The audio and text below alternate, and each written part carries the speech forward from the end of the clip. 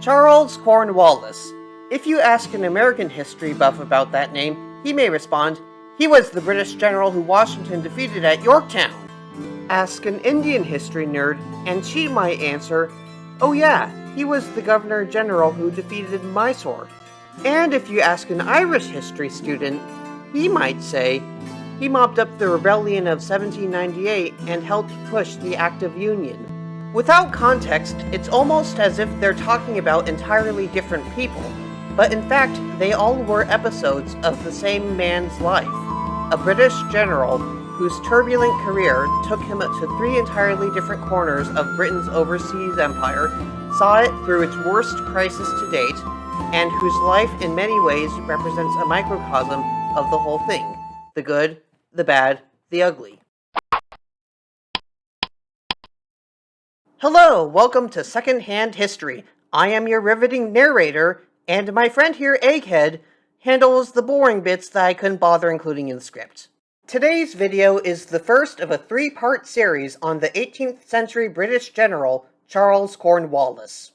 Born in 1738 to an aristocratic land-owning family with a history of military service, Cornwallis followed in the path expected of him and joined the British Army as a junior officer at the age of 19. He cut his teeth as a commander in the 7 Years' War with France and Spain, but his first real appearance in the history books would come with the American Revolution, where resentment of British rule, together with the influence of Enlightenment thought, had led the 13 colonies to declare independence, appointing a certain George Washington as their military leader. Although his name often doesn't come up until later in the war, Cornwallis, by now a general, was present in America since 1776 and had engaged Washington himself on multiple occasions.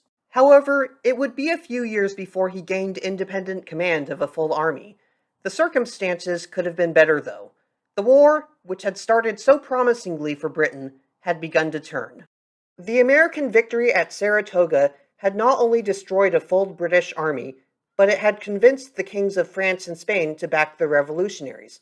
For them, bankrolling anti-monarchy radicals was totally worth it if it meant owning the Brits. The once disorderly American Continental Army had morphed into a coherent fighting force. With these challenges, the British shifted their strategy from trying to crush the revolt in the north, where its support was strongest, to reconquering the southern colonies where support was supposedly weaker, and moving up from there. And so, in late 1779, Cornwallis and his superior, Henry Clinton, departed their stronghold in New York with their armies and set sail for South Carolina, arriving early the next year. At first, things went splendidly. Within a few months, the British had besieged and captured Charleston, and with it, almost the entire Continental Army's presence in the South. On that note, Clinton returned to New York with half the army to guard it against Washington and any potential French invasion, while Cornwallis was to mop up any remaining resistance and then move north to repeat the process. But difficulties in communication across hostile territories would mean that he effectively had free rein over how to do this. Cornwallis set about his task as best as he could. He defeated a sizable body of Patriot reinforcements at the Battle of Camden, put local loyalists in charge of civil administration, and offered freedom to the escaped slaves of Patriot masters in exchange for their wartime labor. But no matter what he did, South Carolina just wouldn't be pacified. Armed irregular forces kept springing up, ambushing patrols, disrupting supply lines, and attacking loyalists. It wasn't anything in particular that Cornwallis did that rallied the population against him. Sure, like other English gentry, he believed in Britain's innate right to rule, but he was not an especially brutal or off-putting general. The Loyalists just weren't strong or numerous enough to do the job without constant help, and Cornwallis's army wasn't big enough to be in enough places at once. Frustrated, Cornwallis concluded that the local resistance must be taking heart from the unbeaten revolutionary forces further north. After all, matters had become worse when a new detachment of the Continental Army arrived in South Carolina, destroyed one of Cornwallis's best regiments in a small but psychologically significant battle, and then scurried back north. Giving chase, Cornwallis marched to North Carolina without having fully pacified South Carolina. Maybe a clearer victory up there would bring quiet to its southern counterpart. Instead, his enemy led him on a wild goose chase through difficult terrain that stretched Cornwallis's supply chain to the brink, all while he faced the same issues of guerrilla warfare that plagued him earlier. Fully exasperated and lacking clear instructions otherwise, Cornwallis continued the chase into Virginia. It was at this point that he received a letter from his superior, Clinton, berating him for supposedly disobeying orders and commanding him to construct a fortified harbor for the British Navy? Whatever. Orders were orders, and he already was in enough trouble. Cornwallis chose the natural harbor near a certain village named Yorktown, and that's when everything went south. Located on a peninsula, Yorktown was defensible but vulnerable to being cut off. The Americans and French seized the opportunity.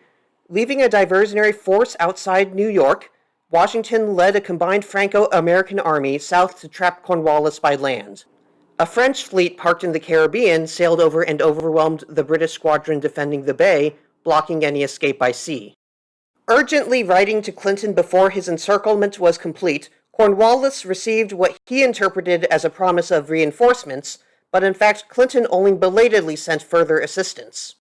Their enemies soon completed the blockade and began their assault.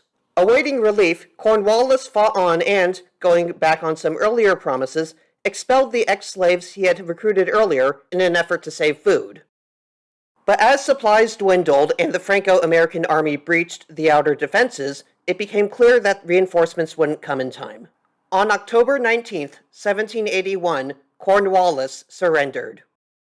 The defeat at Yorktown broke the British war effort in America. Cornwallis and his army were taken prisoner. Clinton hunkered down in New York, paralyzed until he eventually resigned his post. In the British Parliament, support for the ruling government collapsed, and a pro-peace coalition seized power. The war formally ended in 1783, and Britain lost its oldest, most populous New World holdings. The loss was so great that King George III privately considered abdicating, and some later historians would deem it the end of the First British Empire. Popular narratives aside, most historians don't blame Cornwallis personally for his loss. To the extent that it was his fault, they were faults shared within the entire British war effort. Difficulty adapting European military strategy to non-European settings. An over-reliance on local support of untested quality. Failures in communication between distant commanders and with England itself. Challenges whose lessons Cornwallis would remember. Thank you for watching. Please like and subscribe, and join us for part 2, where Cornwallis escapes disgrace and finds himself tasked with turning Britain's situation around in a very different colonial setting, India.